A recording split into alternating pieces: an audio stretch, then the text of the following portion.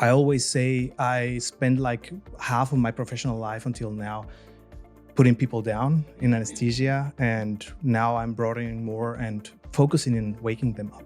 This podcast discusses psychedelic assisted therapy, which involves the use of substances that are illegal in many countries. We prioritize safety and do not encourage illegal drug use. Psychedelic therapy should only be conducted in controlled legal settings under professional supervision. Always consult a qualified healthcare provider before considering any form of treatment. Welcome to the show, Sergio Perez. Pleasure to have you today. Maybe we have like a 1-minute introduction. Well, thank you, Anna. Thank you for having me. My name is Sergio Perez. I was born and raised in Guatemala, and when I was 18, I decided I needed a new challenge. And what is more challenging than studying medicine in German? So I flew to Germany and I started studying medicine.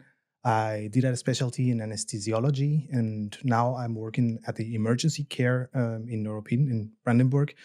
But beyond that, throughout my journey as an anesthesiologist, I also did a master's in neuroscience and psychology. I'm training in cognitive behavioral therapy. And among the things that I do, I'm chair of the board of a Psychedelic Foundation, a nonprofit. And I'm an adjunct professor at a master's in psychedelics and consciousness at the University of Ottawa in Canada. So there's a lot of things that I do. And my work as a medical doctor has been reduced in a way.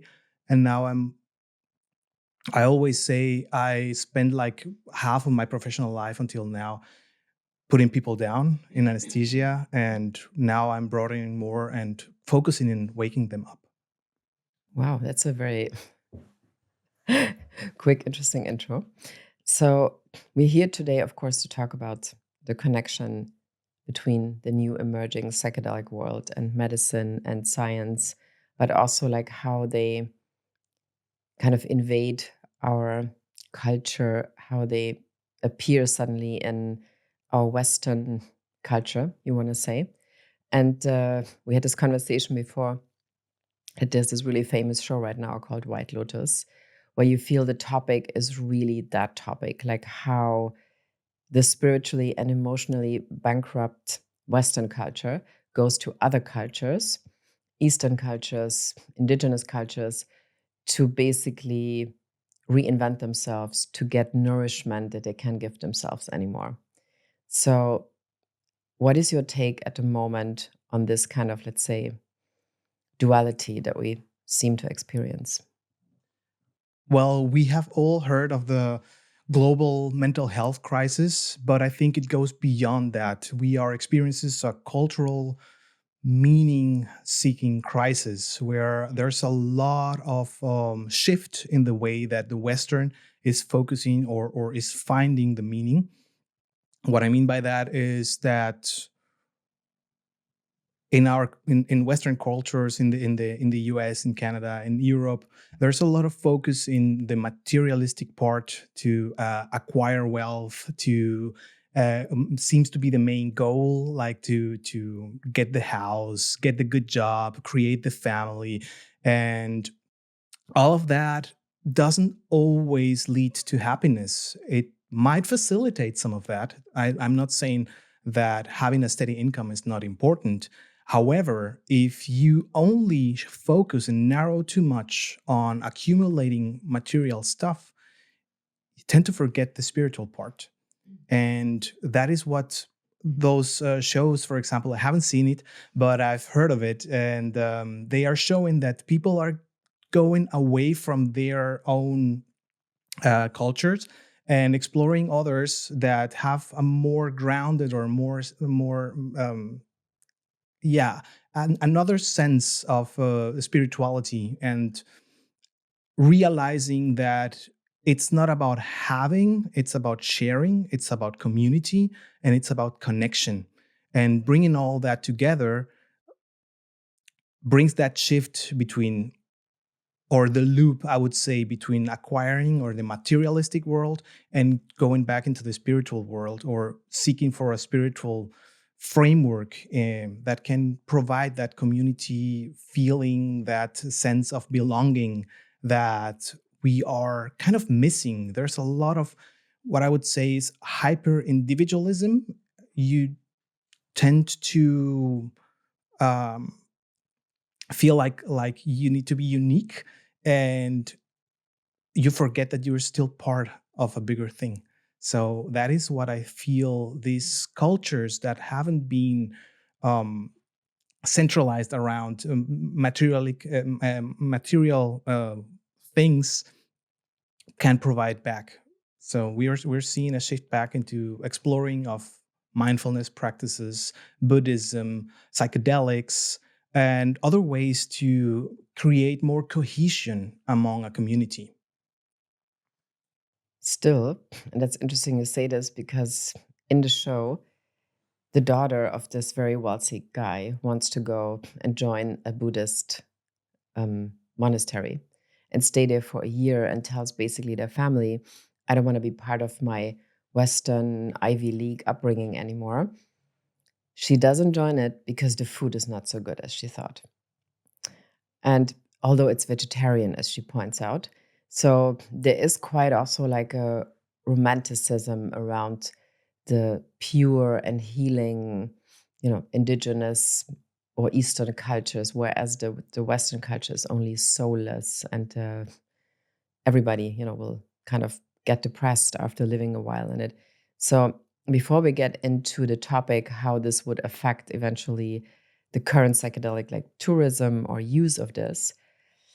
So you coming from this culture, and that's also why I'm grateful we can have this open conversation about this and not just about a third party that has never been in this culture.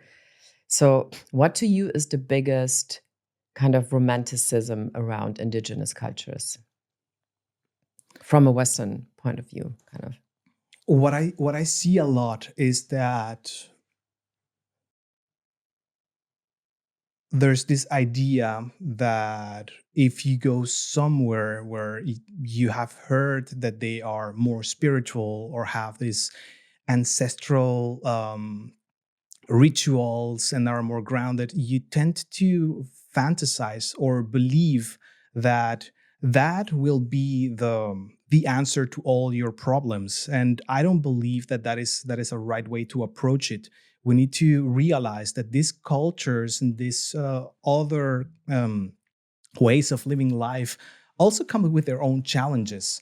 I mean, the idea that you will find everything outside of your culture is also creating a disconnect between your own upbringing, and that creates an opening to escape and to, as you said, romanticize the others and find kind of a refugee Mhm. in that idea that everything is better there. There's also this concept of spiritual bypassing, which yeah, comes up very much when you're not realizing how deep you're not informing yourself really on what the traditions are. You're kind of just consuming them, and that can sometimes lead to this colonialist or extractive approach. Yeah.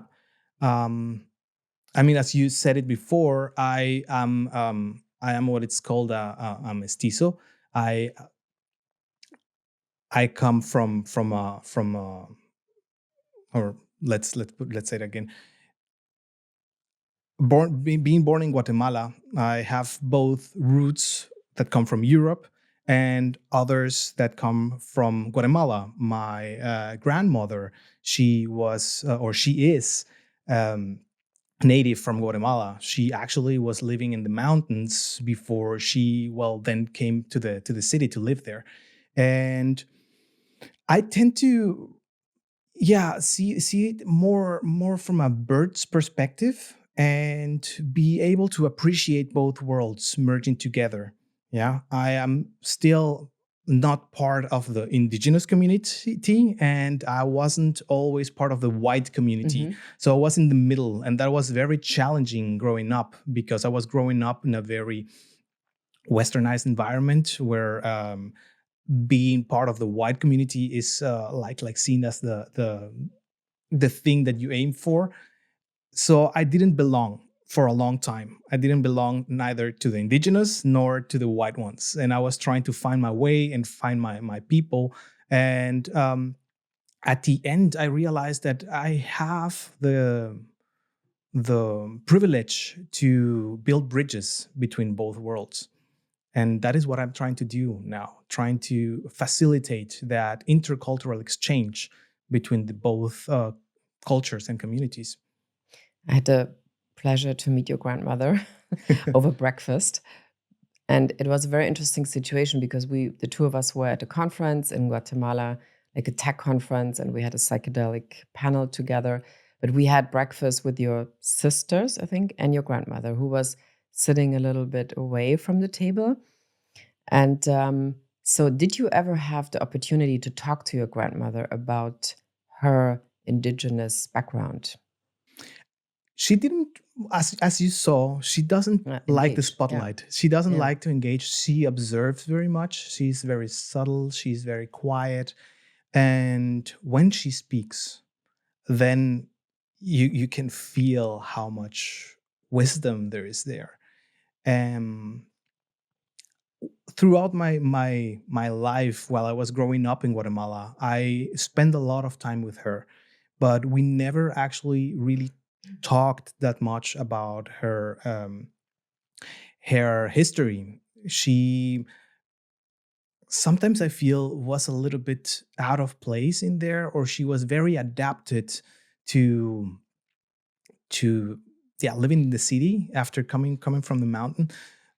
However, she took part in ceremonies that she never really talked about until she heard that I was working in the field of Wow. Okay. psychedelics. So when I came back after doing my medicine studies and doing everything and doing everything I do here in Germany and all over the world, the talks.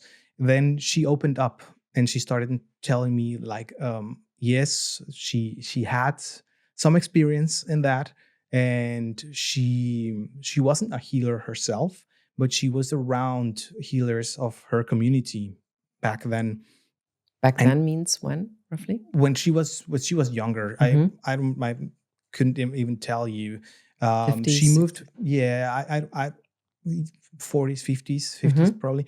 She moved to the city, and that's where she kind of had to adapt her beliefs in a way that wouldn't be criticized. So instead of she adapted a lot of the things of Christianity so that she could still practice her own beliefs and her own rituals, but within a layer of Christian beliefs. So that's what I experienced when I saw her, and when what she was talking about the spiritual world or God. She just adapted all that language that wasn't her original way of talking. But it was easier for her to fit in that Mhm. society using that syncretic approach, yeah, combining the beliefs and using a language that was more common in the community she was in. Now, when I came back, she opened up and she told me like she knew what I was doing and what I was talking about, and that she, in a way, wished she could have guided me a little bit more, but it wasn't possible. It was not. She says it was not like for her to intervene in that, but Mhm. she actually, I've never said this before, but she at a before I left Guatemala to come live in Germany, she wrote me this huge letter, and she told me like, please don't open it until you are on the plane or Wow. until you're gone. And she told me about her visions and what she felt like I was going to be doing. And looking back at it right now, I'm really impressed of how accurate that all was. Some of the things, I Wow. mean, I was 18 back then, and I was reading this, and I was like, sure, grandma. But now I look It's all back and it's true. like, I appreciate her so much. And for all the things that, even though she was never so direct, she taught me so much about nature, about appreciation, about the cycles in life, about the things she went through when she went from her town to the big city and how she adapted. And unconsciously, I think that all the things that I picked up on the way helped me also adapt to living in Germany, being in another culture, having to adapt the ways that I do things or that I talk to people. So I have nothing but appreciation for all that she did for me, and in a way prepared me. So with her indigenous knowledge, she enabled you to Yes, be really successful and be out there and have a different perspective present a different psychedelics perspective absolutely, on psychedelics. Sorry. absolutely, yes. And I wasn't really aware of that Mm-hmm. until a couple of years ago.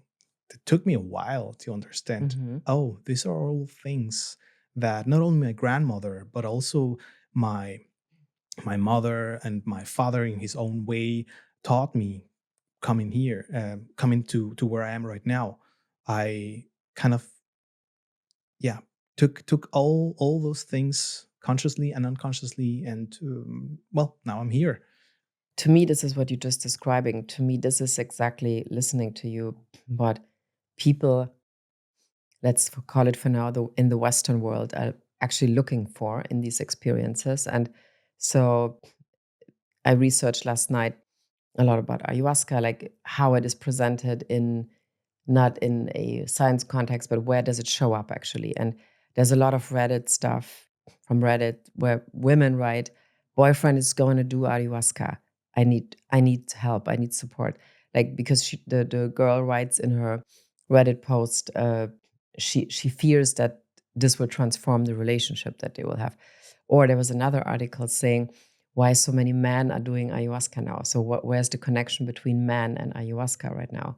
So the Aaron Rodgers, for example, the quarterback guy, did this whole Netflix show about it, how he, you know, became this different person after engaging in medicines, and like his idea around success changed and all of these things. So, and at the same time, it's like you ask yourself, what are people actually really looking for? Because as we know, the substance will not present the solution. You still would have to work around it later, or would have to acknowledge also uncomfortable things about yourself. So, especially about ayahuasca. So, what is your perception? Why this, especially this one, became like the superstar of, let's say, the mainstream psychedelic? And also, there was this article I was reading yesterday. Actually, ChatGPT sent it to me, and it's called "The Drug of Choice for the Age of Kale."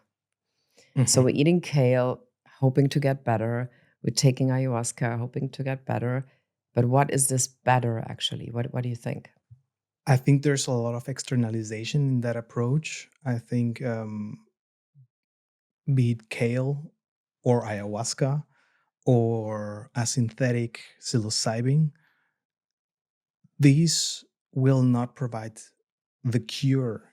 Yeah, they will give you homework. Yeah, not the kale maybe, but Could be too. could be too. So- I think that there's this idea or this wishful thinking that you will go to an experience and then you don't have to do anything else, and you just lean back and see your world and your life change.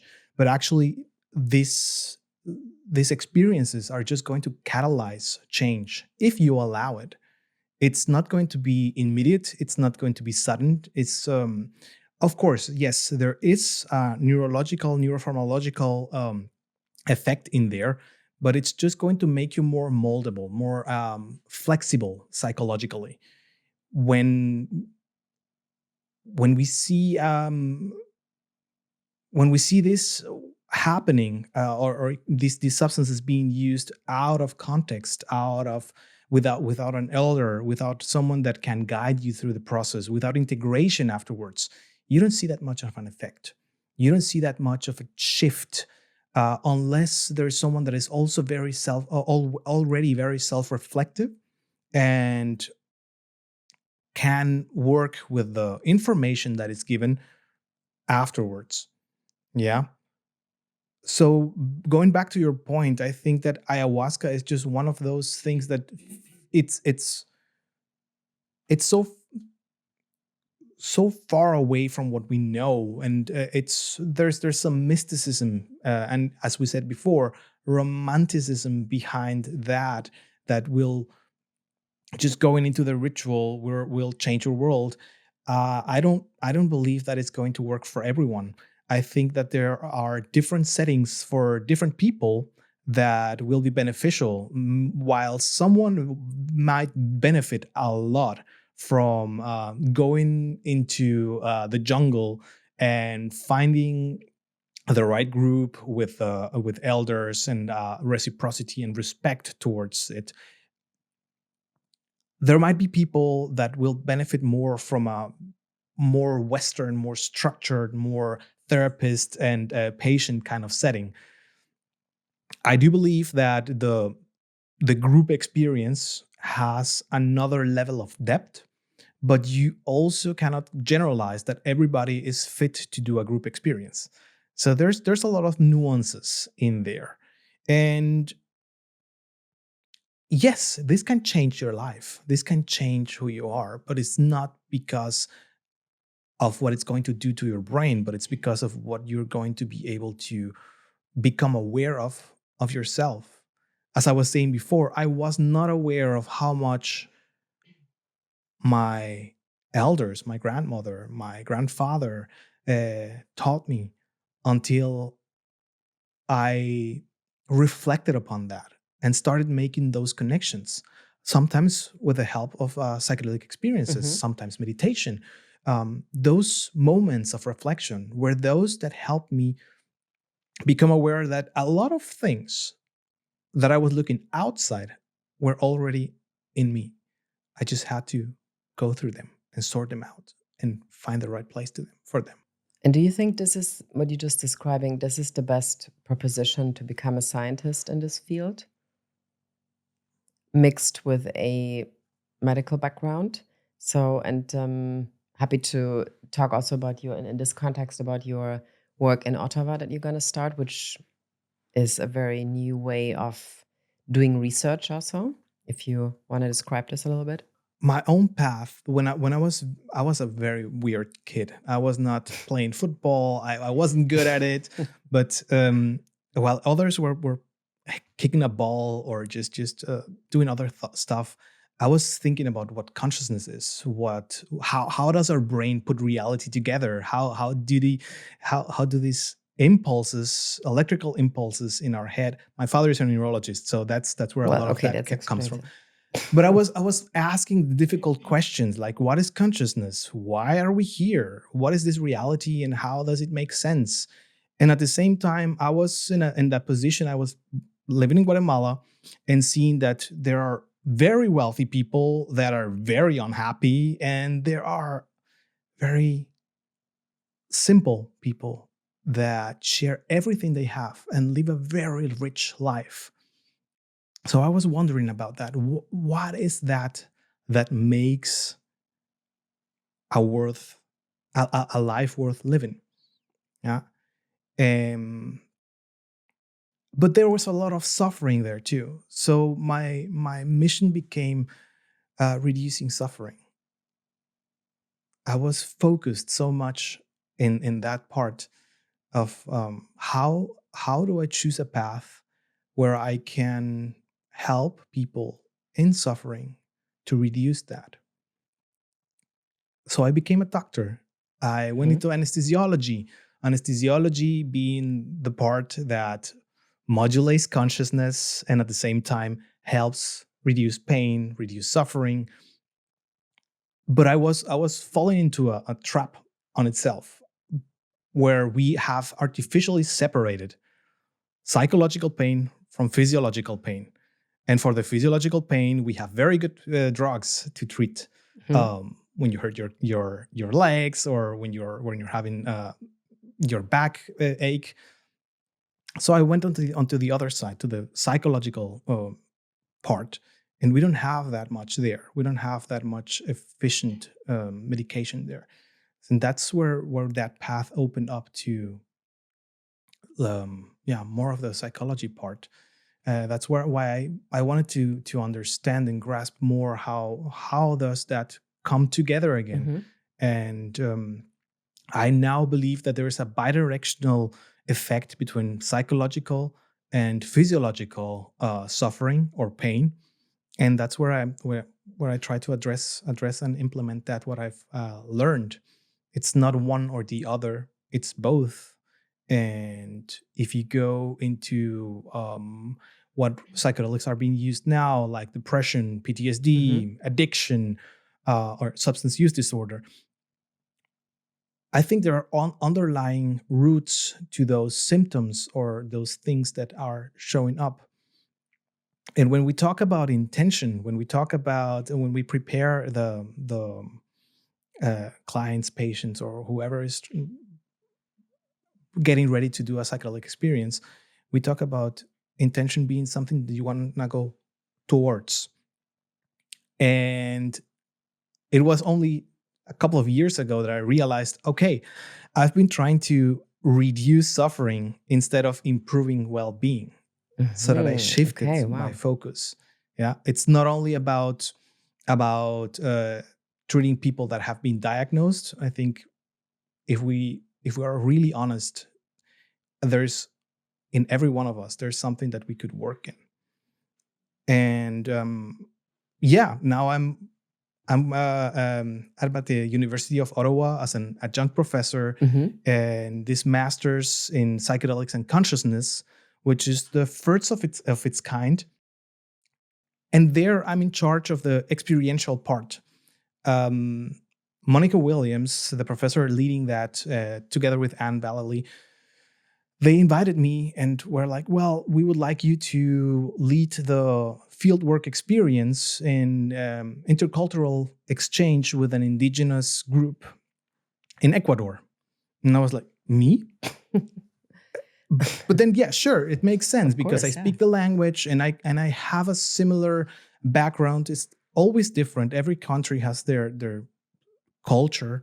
It would be unfair to say that I'm an expert in that, but I brought a lot of things to the table that I wasn't aware of. Yeah, I can provide medical aid. I am the translator between the cultures. I'm the bridge for them to pass. So I developed this syllabus to prepare the students, and then I took them to Ecuador to have that intercultural exchange and a self experience, which is the first of its kind in a university setting, in an academic setting. So they are taking that leap of faith, and we are making sure to make it at the highest standards so that it's secure and the students can have the best experience they can. And it's not only about having a psychedelic experience, it's about that intercultural exchange and understanding how appreciation and uh, should be. We need to understand. And that was a huge part of the preparation. It's not only, okay, let's go a week to Ecuador Yeah, and do drugs. and no.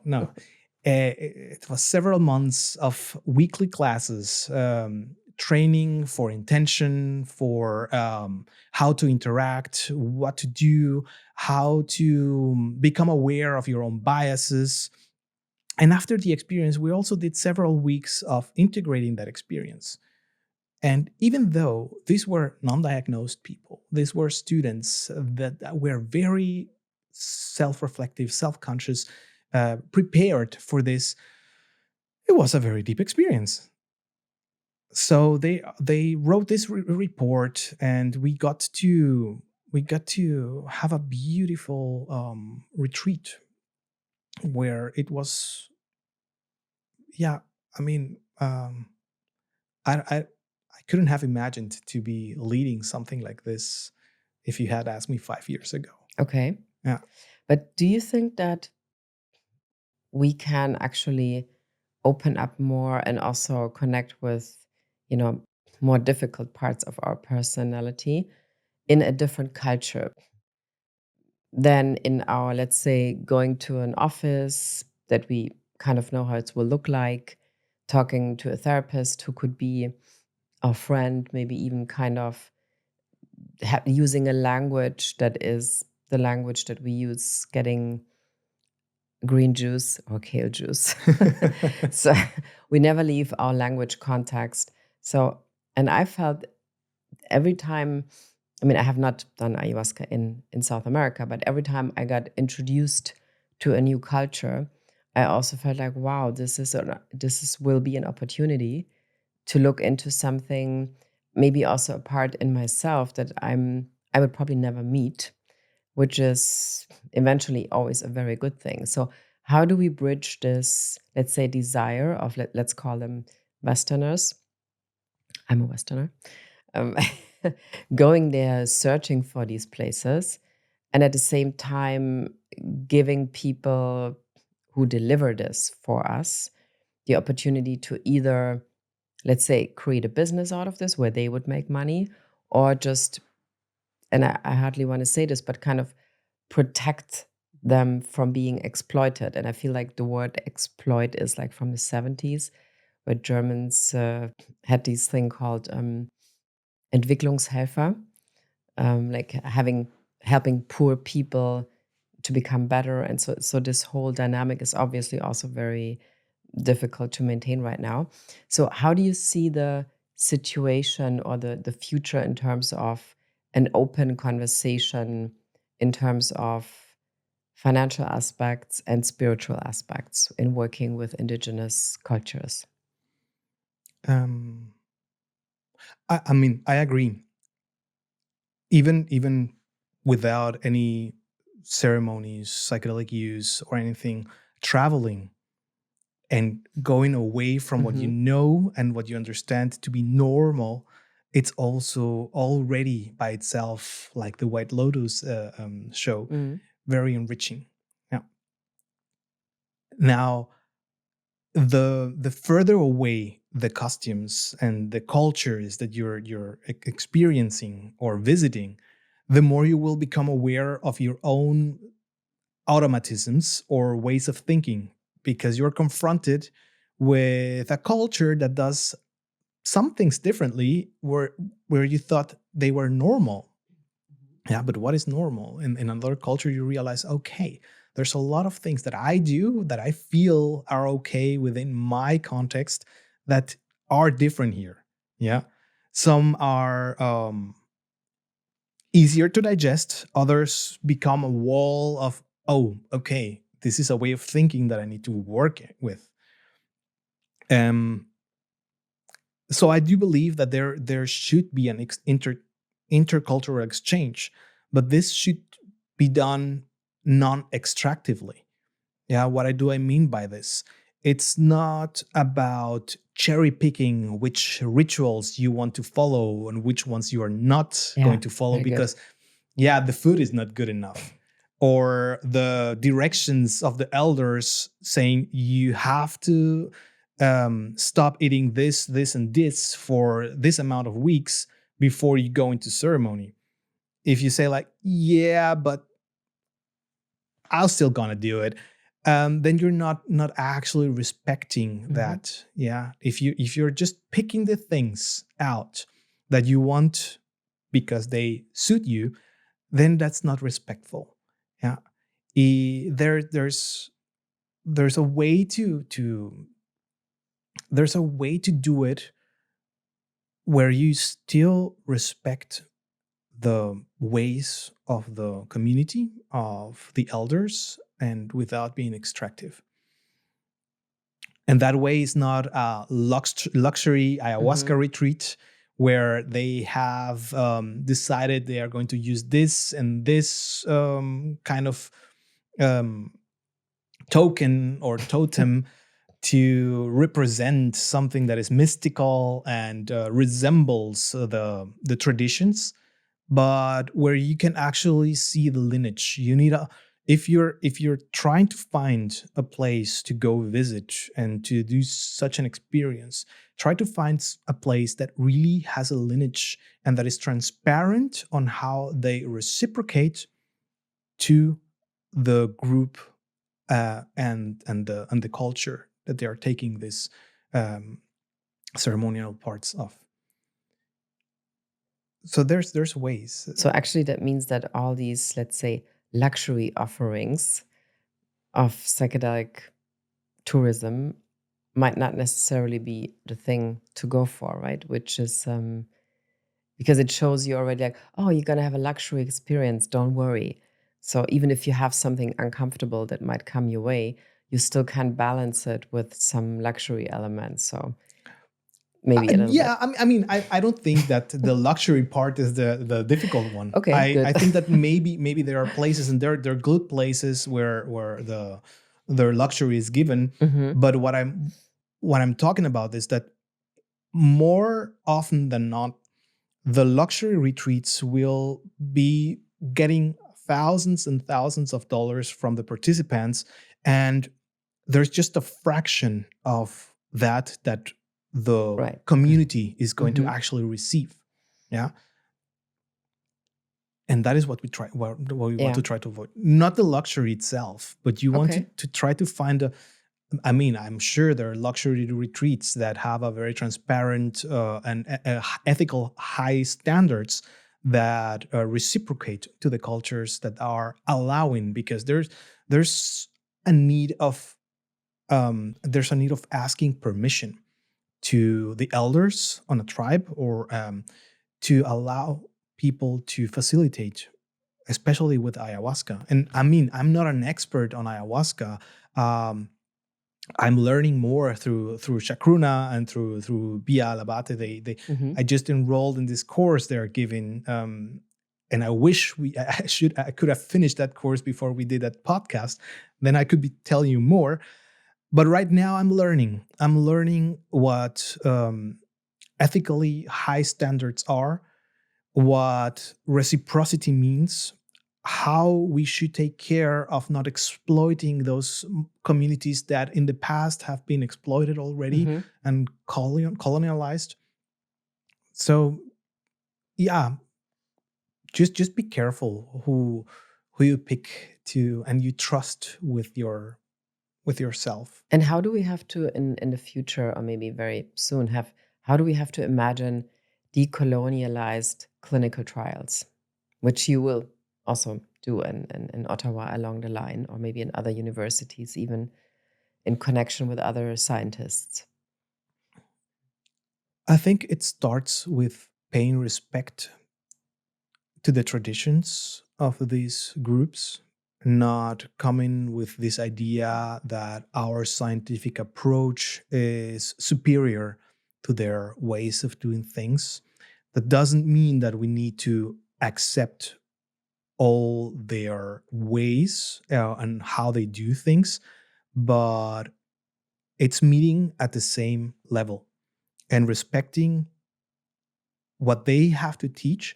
And on the other side, also there needs to be this openness from the groups where we might do research with to also learn, because an intercultural exchange doesn't mean just accepting what the other group is telling you, but there's an exchange of information, of worldviews. So it's not only us learning from an indigenous culture, but also the indigenous culture maybe taking some of the things that we have developed and seeing how they could be adapted to their own approach. Yeah. So it's a challenge. It's a very interesting challenge there that I'm happy to be part of, to see how we can interact with respect, with um yeah, with respect and an open mind, and without that approach that has been generally been governing the science before, like only the scientific method is worth something, and these are underdeveloped cultures. That shouldn't happen. I don't believe that the people that are right now doing research are actually approaching it that way, not in the field of anthropology or Mhm. psychedelics. Do you think there's also need for a new language around this kind of being on the same page with another culture? Well, I think language language brings a lot of context, and I do believe that there will be a development of certain things. I don't know if it's while interacting with these other groups, but also how we want to shape the idea of psychedelics within our society. Yeah, with the Psychedelia Stiftung, the foundation, Your we foundation. right, Mm. we are trying to reinculturate the psychedelic experience, which means for some reasons it has been taken away, but it doesn't mean that it wasn't there before. Yeah, a lot of groups in all of the world, there's records that they had engaged in one way or another with psychedelics, Hmm. and it was part of their culture. Because of the backlash of the 60s and the hippie movement, Nixon's prohibition, a lot of was stigmatized and wrong information was provided, creating two camps. Yeah, and now we're trying to bring everyone together again, and we will succeed with that, creating that new language. And it's not the one where we talk about dropping acid or Exactly. That's a good tripping. example of dropping. What is it? Where does it come from? It has such a connotation, dropping acid, Yes, or like, drop in, drop out, this whole, like, Timothy Leary right. language. Of course, it made sense at the time, but now you don't want to reuse it, basically. No, we want to create a little bit more of a respectful way. Yeah. It's about, as I said before, reinculturating means bringing that part that was just represented by subgroups of society back into the mainstream. Hmm. And that will not be easy if we keep talking about shrooms or dropping Yes, I will acid stop saying shrooms or too. tripping or yeah, I don't know. There's so many examples, and we want to develop a new language where we can also represent and show that we are serious about what these Hmm. substances are, the risks, the benefits, how to approach them within, and how much value or how important the community part is when you are engaging with these experiences.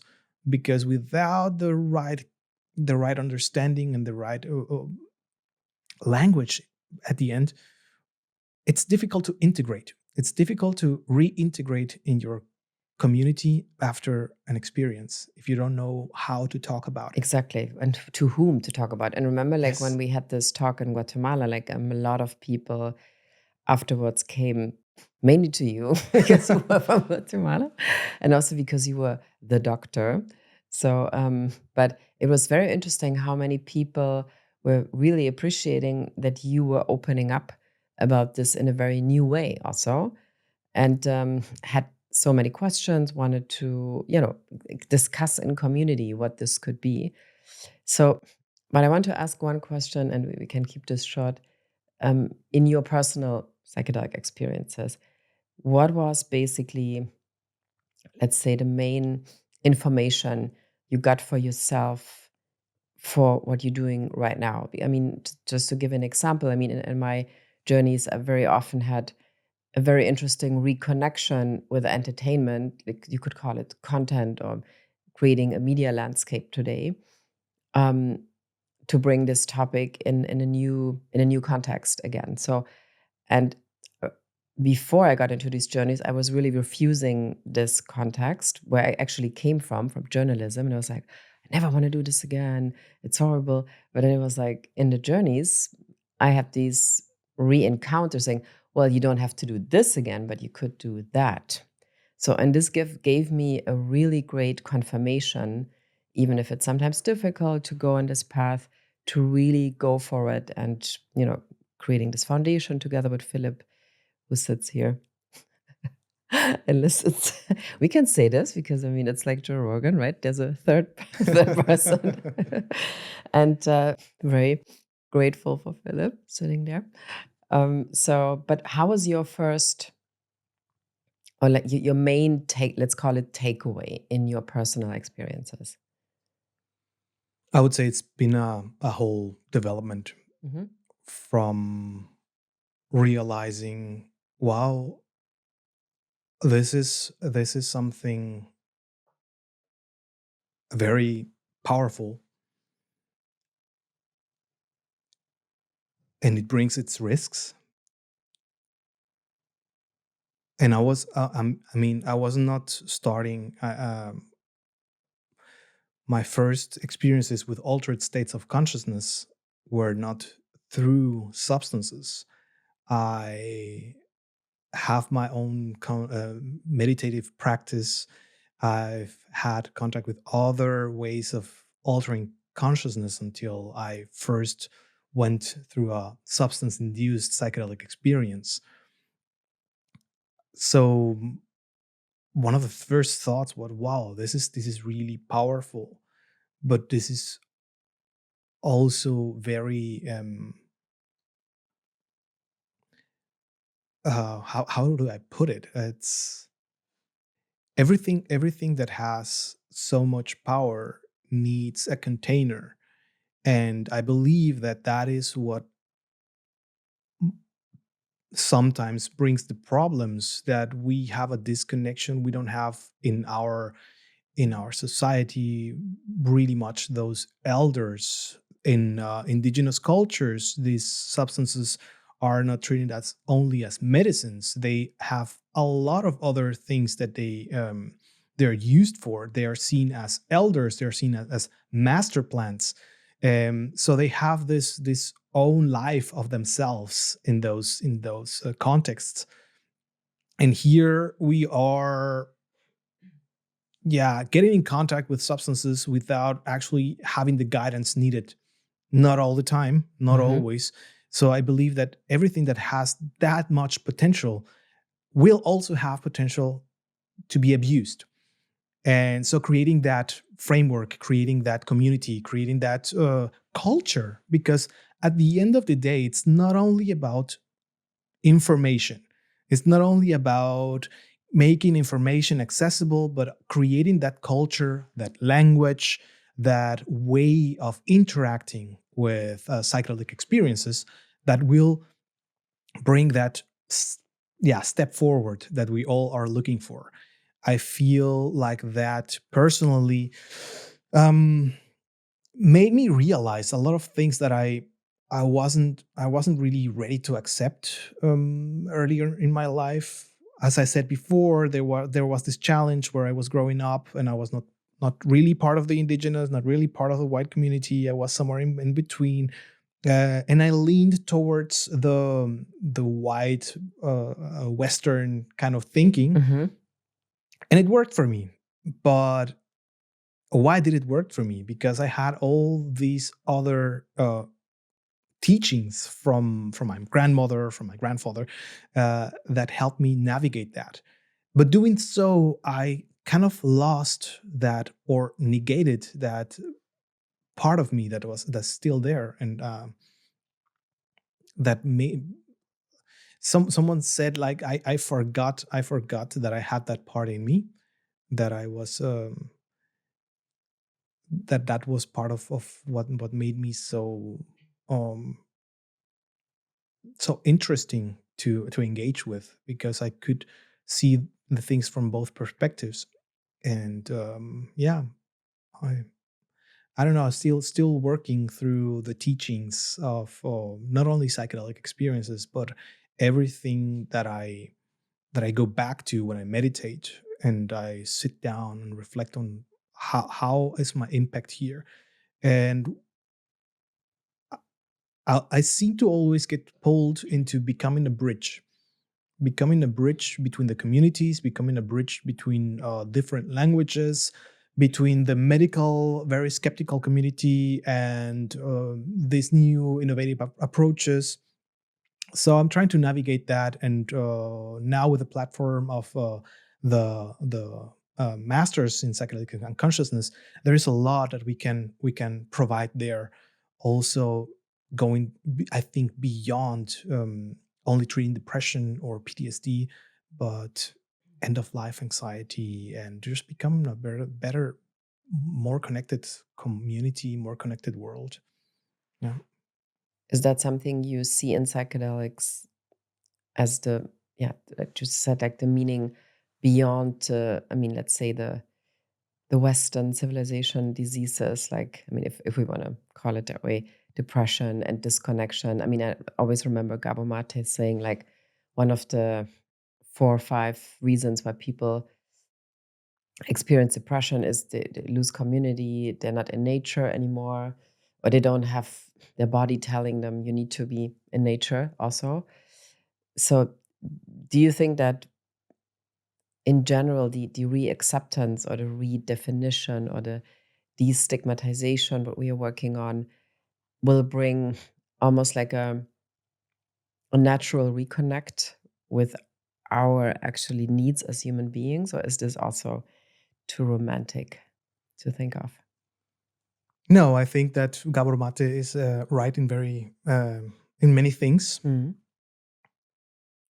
I not always agree with all of his approaches, but on that I do think that the disconnect, the, as I said before, hyper individualism, this idea that we are to accumulate as much as we can. I think it was Jim Carrey that said, I like, I am. hope everybody gets rich so that they realize that will not solve your problems. And Okay. you see that development when you get the chance, because you also need to have the privilege to travel to South Mhm. America, to Mhm. Thailand, to other cultures. You need to have that privilege to be able to realize, wow, the connection to nature that we have been losing, the connection to community that brings so much joy to everyday life, we have been losing that. Mm. The accumulation of wealth, it's not really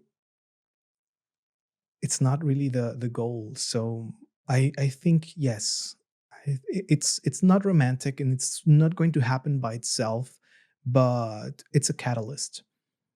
It's a The psychedelic experience or traveling or intercultural exchanges, when you learn to do it respectfully, when you learn to do it, when you do your homework, you can benefit a lot from it.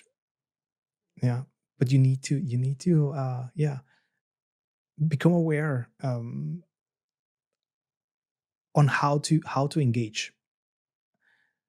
Become aware of how to engage in a psychedelic experience, how to engage in an intercultural exchange, and then how to integrate all those things, because otherwise you will just do a round trip and then go back to where A you round started. trip. Yeah. That's a very good word, a round trip back to the unchanged Yes. existence you once had and you wanted to leave, actually. And I don't know if you've heard that, but so many times I hear that people come back and I were like, but I went to the Amazon and I did the ayahuasca and now I'm back here and everything is the same. And we're like, yes, you have to do your homework. The change will not be happening only because you take substances. The change will happen when you realize what the message was that you needed to hear. And sometimes when you realize that everything you were looking outside or for the outside to fix Mhm. was within you a lot of the times. Yeah. And for that, you need a supportive environment. Thank you very much. It was really interesting. Thank you Thank you. for Thank your you for having me. thank you for talking about your grandmother also, because I feel it's such an important thing that we're not even aware of how this knowledge is, even in disrupted countries like through war, like Germany. There's actually a lot to think about, to remember what the experience was with elders, and doesn't even have to be your only grandparents, maybe somebody else in your family who was important. Like my grandfather introduced me to the movies, and he took me to the movie theater first time, although it was very painful for him. He just had one leg from the war, and but he made it to bring me there. So I'm just gonna make me cry if I think about it, because it's really an important thing that somebody sees what you might be interested in also. And we've lost, I think we've lost that a lot, the respect towards the elders. Just, Yeah. I mean, as I told you, I wasn't even really aware of everything my grandparents did for me until a couple of years ago, where I'm Mm, like, wow. And there comes a lot of guilt too when I think about, oh, I should have been more respectful. mm. I should have treasured those moments more, and I did. And I mean, and I still have them. My grandmother is still alive, She's still there, thank and we God. Yeah. talk. And I love that she's always tell me how much she thinks of me, and she prays for me, and she's aware of, or looking for me in a way, connected spiritually. But we have outsourced the elders. We put them in. We put them away of our everyday life. You don't see them. You put Mm, them in old mm, folks' homes.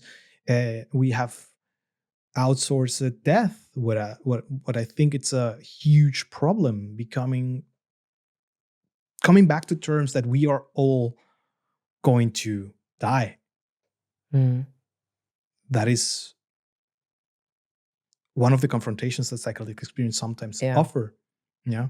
And we have become so separated of it. We don't see how people get older. We don't see how they, yeah, go into the cycle of life. Yeah, I mean, also this experience of an ego death in a trip when you feel like when you're dying, um, but you actually enjoy that you die. I mean, it sounds weird to talk about this, but it's like, oh, this person that I don't want to be anymore can die. Mhm. Great.